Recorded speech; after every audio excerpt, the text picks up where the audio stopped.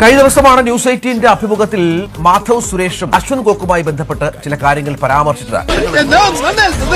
മാധവ് അശ്വൻ ഗോക്കിന്റെ പ്രതികരണം കേട്ട് കാണും. എന്റെ അമ്മേ, ഇത്രയും പുളിച്ച തെറി ഞാൻ എന്റെ ജീവിതത്തിൽ കേട്ടിട്ടില്ല. എന്താണ് മാധവനത് കേട്ടപ്പോ തോന്നിയത്? നോ പ്രോബ്ലം, എനിക്ക് കിട്ടേണ്ടത് ഞാൻ ചോദിച്ചു വാങ്ങിച്ചാണ്. നമ്മുടെ സൈഡിൽ നിന്ന് എന്തെങ്കിലും കള്ളം പറഞ്ഞ പോലെയോ അല്ലെങ്കിൽ എന്തെങ്കിലും വിഷമം അശ്വൻ ഗോക്കിന് ഉണ്ടായിട്ടുണ്ടെങ്കിലും അതൊന്ന് അഡ്രസ് ചെയ്യാനാണ് ഞാൻ വന്നിരിക്കുന്നത്.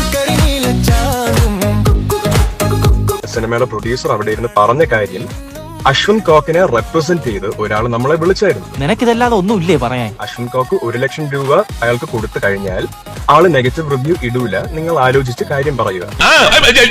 എനിക്ക് ആകെ ഒരു കാര്യം ചോദിക്കാനുള്ളൂ, കോക്കേപ്പാ കോക്കേപ്പാ കോക്കേപ്പാ കോക്കേപ്പാ ഈ ആൾക്കാർ ആരെങ്കിലും നിങ്ങളുടെ പേര് ഉപയോഗിച്ച് ഇങ്ങനെ ചെയ്യുന്നുണ്ടെങ്കിൽ അതിന്റെ ഒരു സത്യാവസ്ഥ കണ്ടുപിടിച്ച് നിങ്ങളുടെ പേരും കൂടെ സംരക്ഷിക്കാനുള്ളത് നിങ്ങളുടെ ഉത്തരവാദിത്വമല്ലേ?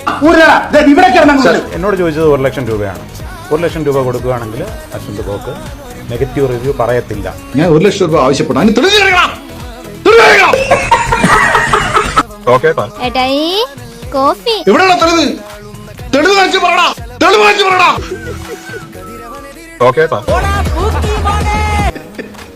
ഒരു വെള്ളം പുന്നും പൂവും കരിനീല ചാന്തും